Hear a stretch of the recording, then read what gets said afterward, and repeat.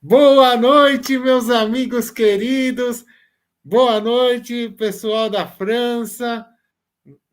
Pessoal, muito obrigado, franceses, por estarem acompanhando o canal do SEAC. Obrigado, brasileiros inscritos. Obrigado a todos vocês que divulgam o canal do SEAC, ajudando a caminhada. Bom, hoje estamos recebendo nossos amigos, a Beth e o Fernando. Eles vieram passar budismo, espiritismo, semelhanças e diferenças, parte 2. E eu peço para iniciar com uma prece, por gentileza, vibração e prece no final, até 40 minutos. Gratidão é com vocês. Muito obrigado, queridos. Então, boa noite, amigos queridos. É uma alegria imensa estarmos aqui. Vamos elevando o pensamento a Deus, a Jesus, pedindo a proteção, pedindo a proteção, né? O amparo para que tudo dê certo, para que possamos entender os ensinamentos desses maravilhosos missionários que vêm à Terra nos trazer tanta coisa boa para a nossa prática no dia a dia. Ser conosco, amigos queridos, nossos mentores do SEAC. Amém. Bom, budismo e espiritismo. Então, o espiritismo nasceu da comunicação dos espíritos, lá no século XIX. Os espíritos sempre comunicaram, né? Em todas as épocas do mundo, mas no século XIX houve, assim, uma intensificação dessas comunicações. E aí o Allan Kardec observou com bastante metodologia científica, e aí surgiu a parte científica do espiritismo. E esses ensinamentos trazidos pela espiritualidade foram reunidos e codificados por Allan Kardec, e a partir de então surgiu um corpo de doutrina formando a filosofia espírita, que também gerou consequências morais. E o espiritismo não é considerado religião no sentido assim de instituição, né? Uma instituição que tem ritos, que tem hierarquia, mas é religião no sentido assim de buscar uma ligação com o Ser Supremo. Fernando, o budismo, né? Pelo que dizem, é considerada a quarta religião maior do mundo, a maior, né? Religião do mundo, a quarta. Budismo é religião? Antes de mais nada, Gachô, Arigato gozaimashita, Arigato gozaimashita e Arigato gozaimashita. Quem não sabe o que eu disse, é um agradecimento em japonês e um cumprimento budista. Então, o budismo, antes de mais nada, precisamos entender que, para o ocidental, há uma grande dificuldade em reconhecer a cultura oriental. A cultura oriental, alguns acreditam ou classificam como pensamento oriental, outros como cultura, outros como ideologia, e também alguns como filosofia. Alguns filósofos influenciados pela política ocidental não reconhecem a filosofia oriental como filosofia. Porém, não é só a questão da filosofia, como eu disse, é a questão da religião. Alguns não consideram o budismo como religião por justamente não ter um cânone, que é um esquema básico do pensamento, que é o pensamento ocidental, que é acreditar em um Deus, primeiramente. Estou falando em termos genéricos. Com uma recepção que eu tive do vídeo anterior, podem encontrar no canal do SEAC, há muitas divergências e há uma multiplicidade de tendências, correntes, possibilidades culturais dentro do budismo. E alguns não consideram religião por causa que não há um Deus, não há um rito estabelecido que seja aceito universalmente por todas as tendências e correntes. consideram mais como um pensamento, uma filosofia. Alguns também não consideram como filosofia por justamente não ter um aspecto crítico. Qual é esse aspecto crítico? A crítica em relação a Buda, como tem no caso da filosofia ocidental que se baseia na crítica. Mas outros consideram que é uma integração, porque a palavra religião vem de religare, ou seja, ligar a algo. Porém, no Ocidente, se limitou muito a religar a um Deus. No caso do budismo, busca se religar a si mesmo. Não no sentido de se tornar divino como Deus encarnado, apesar de que é uma possibilidade legítima do aspecto da cultura. Mas o aspecto propriamente filosófico é um reconhecimento muito próximo das psicologias ocidentais. E através desse reconhecimento, conseguir, através de toda a estrutura do pensamento revelada por Buda, conseguir se trabalhar, se desenvolver. Então, nesse aspecto que é mais considerado filosofia e religião ao mesmo tempo. Muito bom. Bom, o budismo e o espiritismo são filosofias assim consideradas extremamente semelhantes. São os estudiosos, né, de várias filosofias e religiões que dizem isso. Porque tanto o budismo como o espiritismo é progressista, né? Então, está sempre buscando, né, conhecimento, são reflexivas, porque buscam o autoconhecimento, buscam também a importância de assumir a responsabilidade, cada um assumir a responsabilidade, né, do que faz, e a importância da prática, e também, assim, como fazer, né, como pegar o melhor caminho da vida. E o espiritismo fala da lei de causa e efeito, né? A gente planta e aí colhe o que plantou. Jesus disse, a cada um segundo as suas obras.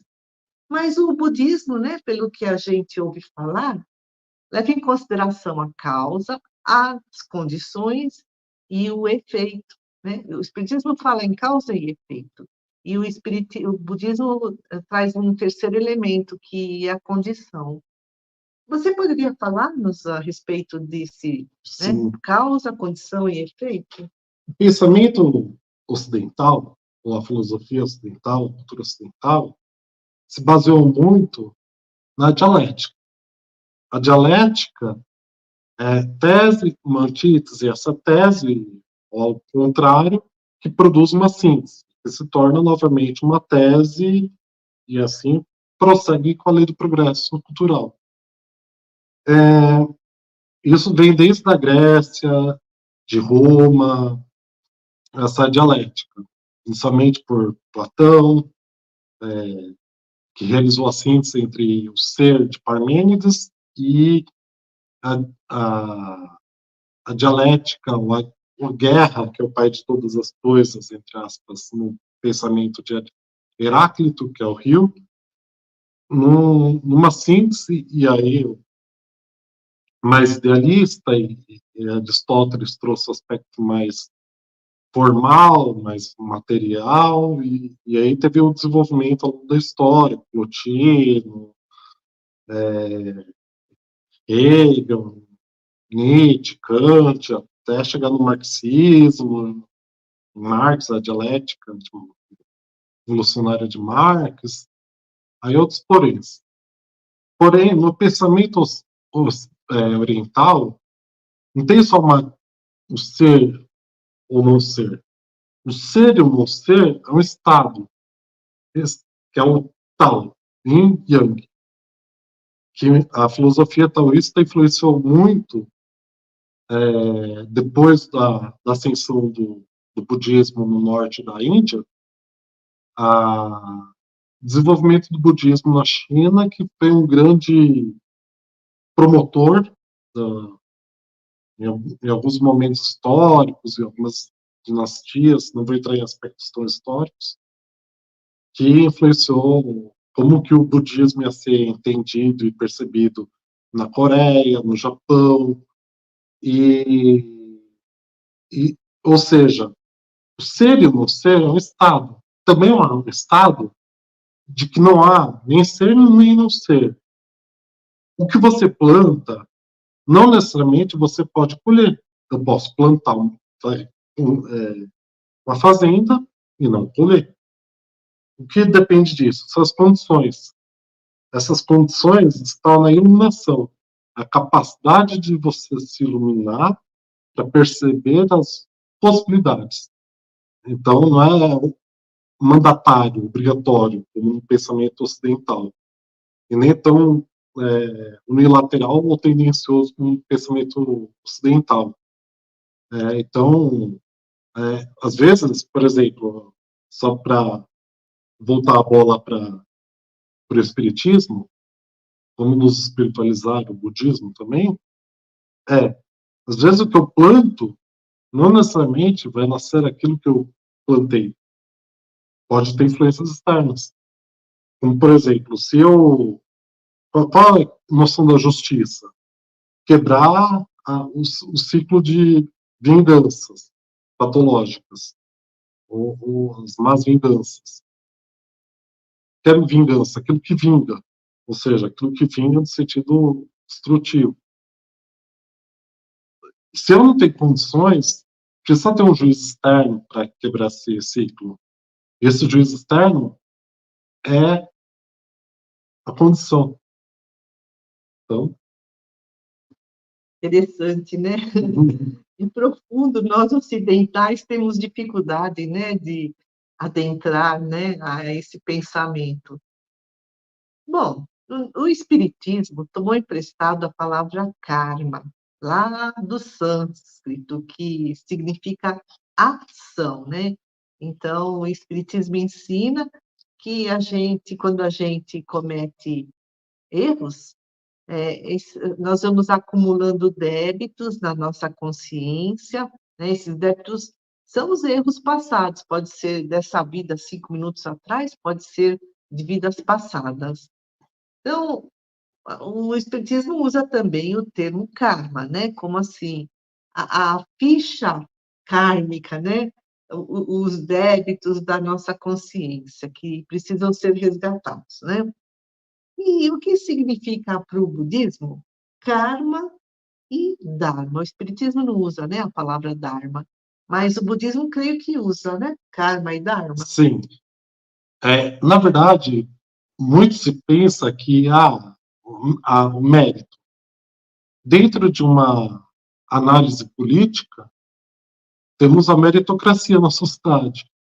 Então, nesse sentido, para o pensamento, para a percepção do pensamento oriental, esse mérito que se pensa no Ocidente é muito uma relação, entre aspas, de um capitalismo espiritual, que é essa barganha que nós fazemos. Para o pensamento oriental, não há muita questão do mérito, é muito mais a questão do ser. Para o pensamento budista, nós temos duas mentes. A nossa mente individual e uma outra mente, que é a semente de Alaya.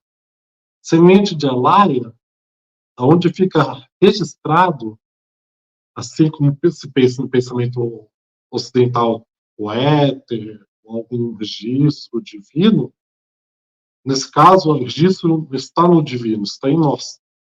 É justamente o budismo busca a iluminação pessoal. Então, em nós temos que reconhecer. E essa semente de Alaya fica essa relação entre Dharma e Karma. Karma seriam as consequências de nossas ações, retomando o que estávamos conversando, das nossas ações, embasadas pelas condições,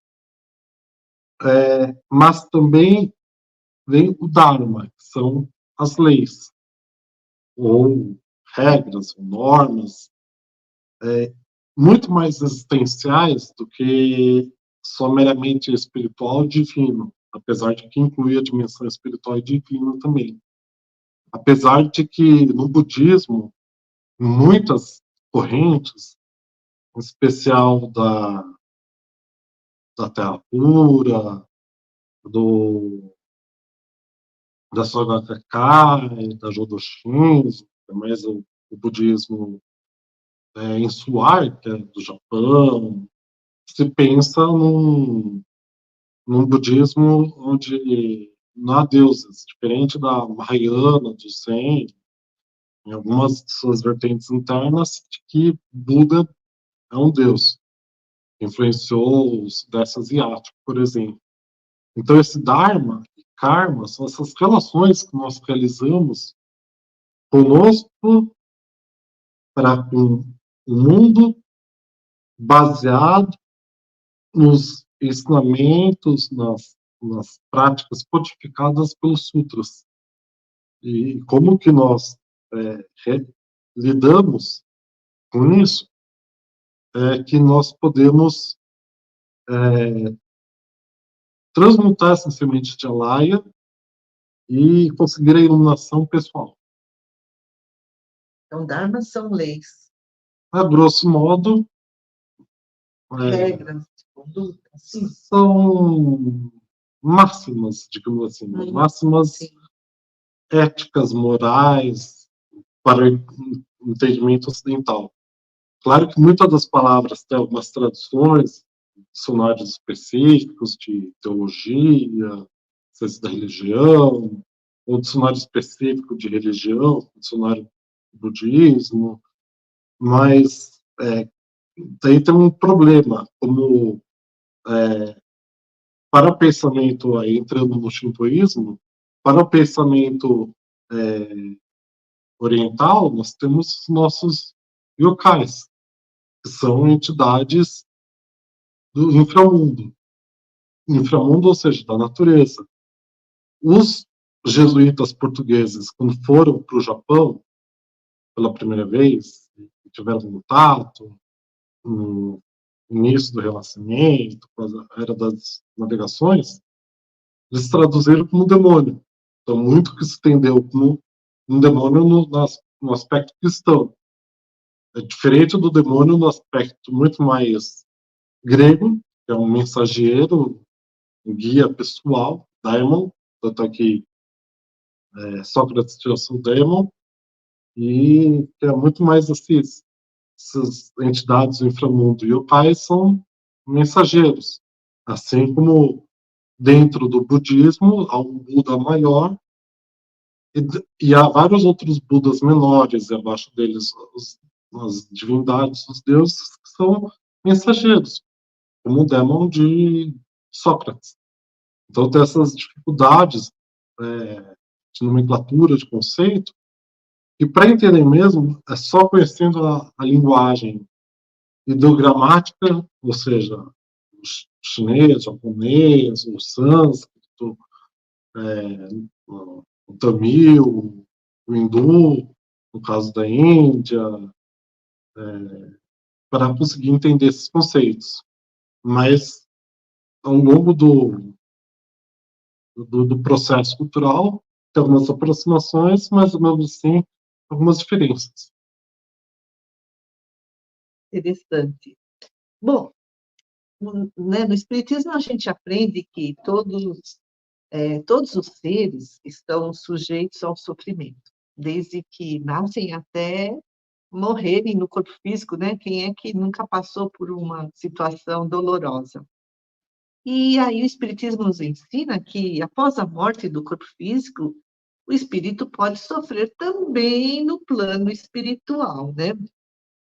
Dependendo, né, dos seus débitos e créditos, né? Mas o sofrimento não é um castigo de Deus, é uma oportunidade de aprendizado, e também aprendemos na doutrina espírita que um dia o sofrimento vai acabar. Quando? Quando não houver mais egoísmo, apego à matéria, quando não houver mais ignorância, né, em relação às leis de Deus, e tudo isso, ignorância, egoísmo gera tantos crimes e vícios. Inclusive, lá no Evangelho segundo o Espiritismo, a gente lê que o egoísmo e o orgulho são as grandes chagas da humanidade. E a extinção, né, o fim do sofrimento, virá com a aquisição de sabedoria, com a espiritualização da humanidade, quando houver um maior desenvolvimento moral. Inclusive, o escritor e youtuber Tiago Andrade, ele é professor, e tem um canal muito bacana, né, no YouTube, e ele falou sobre o budismo e o espiritismo. Olha que bacana. Ele fala o Oriente, no caso, o budismo, né? E o Ocidente, aqui nós estamos falando do espiritismo, aí o Fernando também citou as várias filosofias que vêm lá, né, dos pré-socráticos, né, que é filosofia ocidental. Então, diz o Tiago Andrade, o Oriente e o Ocidente vêm convergindo com a mesma preocupação de esclarecer a humanidade em relação ao sofrimento, né? A finalidade, o porquê e o para quê do sofrimento. Aí ele está dizendo, né, que tanto o Oriente como o Ocidente, a filosofia espírita, o budismo, né, buscam entender o que seria e para que serviria o sofrimento. Mas me fala, o que o budismo diz sobre o sofrimento? Bora lá. Tem sofrimento como um dos enfoques principais, grande parte das tendências e correntes dentro do budismo, em suas tratativas, muito amplo, profundo, e vem justamente no exemplo do Siddhartha Gautama, quando saiu sua fortaleza, seu palácio, foi visitar o mundo. Quem ele encontrou primeiro? O moribundo, depois a morte. Algo muito próximo do que nós podemos entender pegando um pouco da cultura chinesa, para aqueles que conhecem, tem bastante vídeos aí que podem procurar e buscar, que são bons, que é o exemplo do rei macaco. Rei macaco, para a mitologia chinesa, representa justamente essa busca da imortalidade. Essa busca da imortalidade, primeiro, tem o rito de passagem. Assim como Siddhartha Gautama saiu da fortaleza, o rei macaco entrou na cachoeira, depois que saiu do ovo. E de lá, teve a possibilidade de se enfrentar, que é o simbolismo de entrar na cachoeira, uma caverna e uma cachoeira. Assim como Siddhartha Gautama, ao sair da fortaleza, teve que enfrentar a solidão, apesar de que estava acompanhado. Mas o caminho é solitário, porque ao fim e ao cabo, todo mundo morre sozinho. Você morre por você, você não morre por outro. Depois, a busca da imortalidade tem a busca pela iluminação e pela sabedoria, e por fim, Buda, no caso, o rei macaco. Assim como a história de Buda, primeira iluminação, ao subir um morro, realizar as práticas meditativas ascéticas, depois a sabedoria, porém a sabedoria, ela por si só, para quê sabedoria? Para depois conseguir o estágio de Buda, ou seja, o estágio de iluminação. Qual é esse simbolismo? Esse simbolismo traz muito o arquétipo da roda de Sansara. Para o Espiritismo, minha colega que pode muito bem tratar sobre esse assunto, é uma linha reta de reencarnações. Já para o budismo, assim como o ideal de Nietzsche, do eterno retorno, concepção do eterno retorno, nós temos um eterno retorno sobre nós mesmos. Assim como no pensamento ocidental nós temos os estágios, animal, mineral, etc. Nesse caso, para o budismo, essa roda de samsara a gente passa através desses períodos. E por que metempsicose? Porque a gente pode reencarnar não necessariamente como humano. E isso gera sofrimento, porque nós estamos obrigados a reviver sempre a origem do sofrimento, que é a ignorância.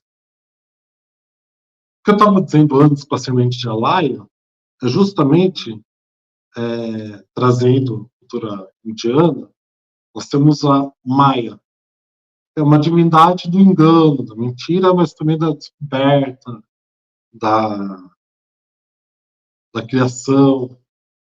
E esse véu de Maya é o encobrimento sobre nós mesmos.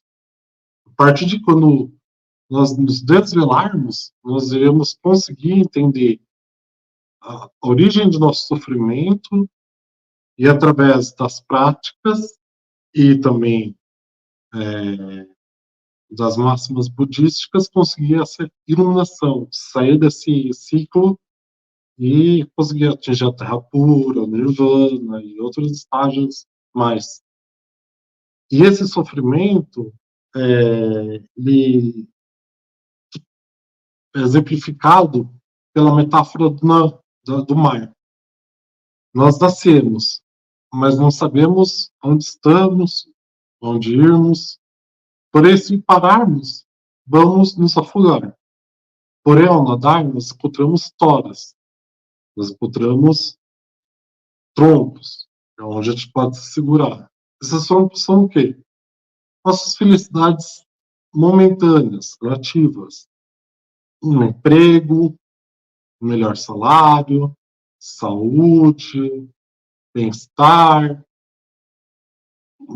uma mãe, um pai, um filho, uma filha, um tio, um parente, um amigo. Tudo é toras. Mas cedo ou tarde nós seremos obrigados a nos separar disso. Assim como temos bem-estar e vira doença, e por consequente é uma possibilidade de uma morte, mas cedo ou tarde morreremos. Então, para que a gente consiga se libertar dessas ondas de sofrimento, nós temos que conseguir a felicidade absoluta, que é a salvação plena, na linguagem budista. Ou seja, alcançar a capacidade de adentrar ao navio de Buda. E a partir daí, nós estaremos indo para a Terra pura. Bom, última questão aqui, que nós temos só mais 10 minutinhos. Né? Mais 5, né? Antes do encerramento, né? Tempo. Mais 5 minutinhos aqui. Então, o Espiritismo nos ensina, né, que nós somos seres imortais, estamos em constante evolução. O grande objetivo do nosso espírito é atingir a perfeição relativa, né, estar sempre buscando esse aperfeiçoamento por meio das mudanças interiores, da eliminação dos vícios, da eliminação do orgulho, da eliminação do egoísmo, do desapego à matéria e do desenvolvimento de virtudes, bem parecido, né, com o budismo. Então, a gente, né, tem os ensinamentos de Moisés, com os 10 mandamentos, da Boa Nova de Jesus e as leis morais do Livro dos Espíritos, além de, né, todas as obras da codificação, que são normas de conduta para a gente viver bem, né? E para o Espiritismo, né, a caridade material e moral são os caminhos para a evolução do espírito. E aí, se você puder falar assim em 5 minutos, né? O que são as 4 nobres verdades do budismo, que é tão famoso, né? A gente ouve tanto falar, né? Para complementar, não só essas codificações ocidentais, o pensamento religioso ocidental, a filosofia religiosa do Ocidente, mas também os 7.000 sutras, que são a base, 7.000 base do pensamento budista, e cada um deles influenciou algumas escolas, e o que mais influenciou é o Sutra de Lótus,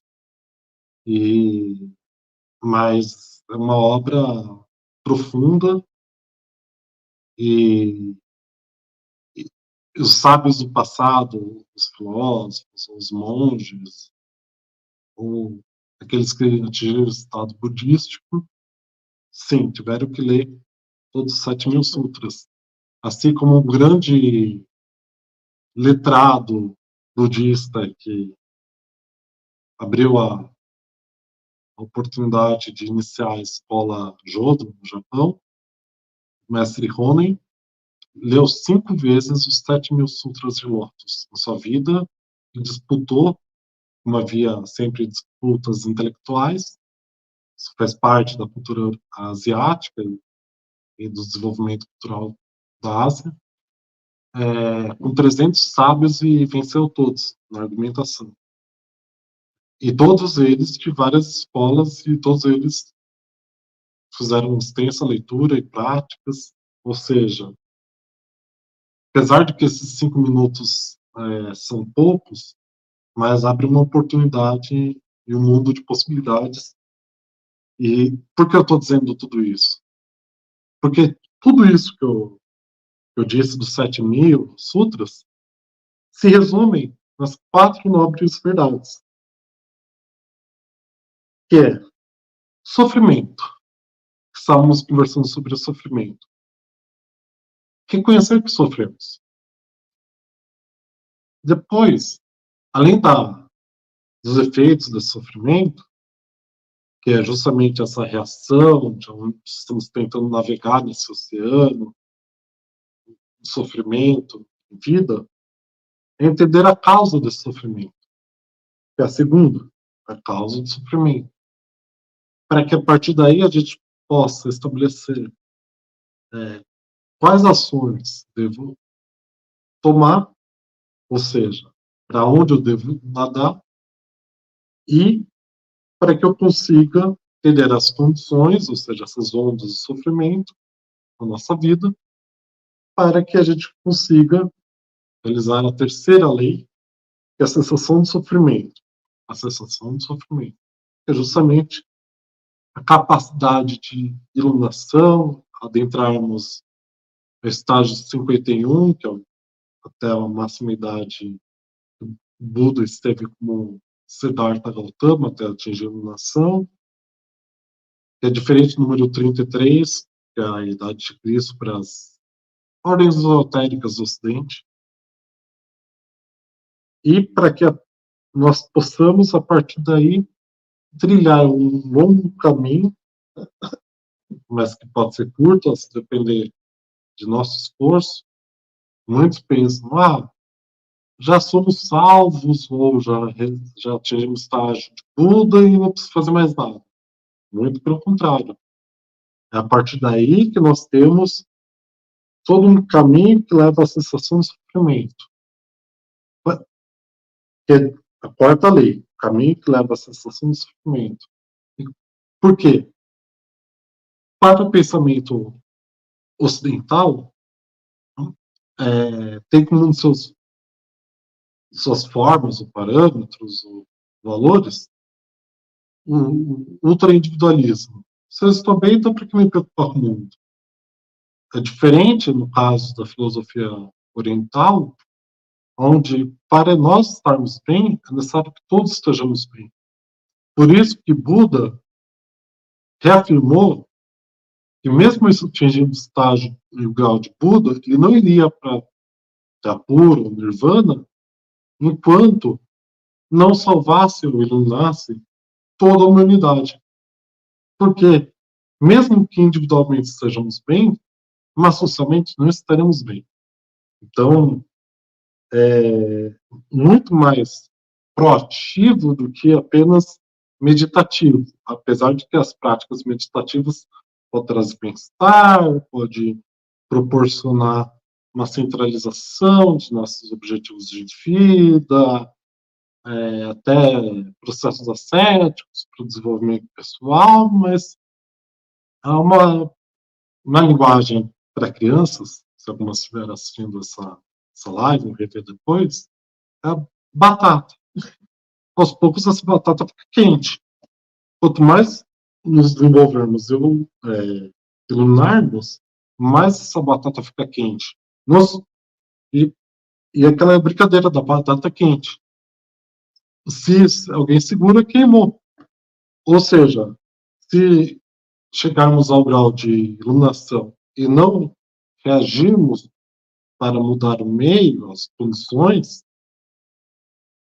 só iremos trazer mal-estar e afastando justamente desse estágio de Buda, que é a inexistência do sofrimento através da felicidade absoluta. Fantástico, olha, uma vez eu fiz um curso com o professor Sérgio Felipe de Oliveira, ele dizia assim, o conhecimento é uma batata quente. Se a gente segura o conhecimento, não passa adiante, essa batata vai queimar nossa mão. Acho que ele leu a filosofia budista. E tudo que você falou, né, de cessação, de cessar, de acabar com o sofrimento, tem tudo a ver com a reforma íntima da doutrina espírita, né? Então, nós agradecemos muitíssimo ao Rodrigo, essa oportunidade maravilhosa de estarmos aqui. Então, vamos vibrar pelo nosso mundo, pelo nosso país, por todos os dirigentes de nações, por aqueles que estão cheios de saúde, por aqueles que estão adoentados, por aqueles que estão aqui na matéria, por aqueles que estão na pátria espiritual. Vibremos por todos aqueles que estão sofrendo, por todos aqueles que estão felizes. Vibremos também pelos nossos amigos e familiares, por todos os trabalhadores do SEAC, pelo mentor Antônio, e vibremos pelos nossos familiares, assim como por nós mesmos. E nós agradecemos imensamente ao Pai Maior, a Deus e a Jesus, e agradecemos também a esses grandes espíritos iluminados, como Buda, né? E outros, né? Em outras religiões também, Maomé, e, né? Krishna, e tantos outros que vieram trazer esses conhecimentos para que possamos, né, encontrar o caminho da iluminação. Amigos queridos, muito obrigada. E para aqueles que desejam iniciar o caminho para a cessação do sofrimento, só para não perder a chance, recomendo esse pequeno livrinho, que é um guia inicial, um guia de viagem básico, Budismo para Leigos, da editora Alta Books, do Lao Dao Bodhan. E achou Arigato gozaimashita, Arigato gozaimashita e Arigato gozaimashita. Boa noite, gente. Muito obrigada.